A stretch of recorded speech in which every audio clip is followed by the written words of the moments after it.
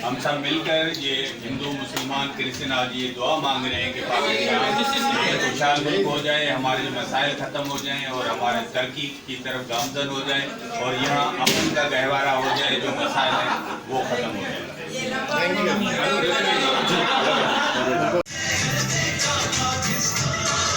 अस्सलाम वालेकुम।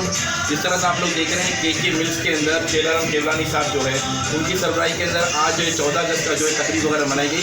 इस वक्त देखिए साहब थोड़ी देर पहले आप लोगों ने देखा कि केक वगैरह कटिंग हुई और इस वक्त रात के 12:30 बजे सारे के सारे लोग यहाँ पे के मिल्स में यहाँ पर मौजूद है और इस वक्त जो है हम लोग ये आपको दिखाना चाह रहे हैं कि देखिए किस तरह से सारे के सारे लोगों ने रात को 12 बजे के बाद जो है 14 अगस्त का जो है केक वगैरह काटा। Thank you.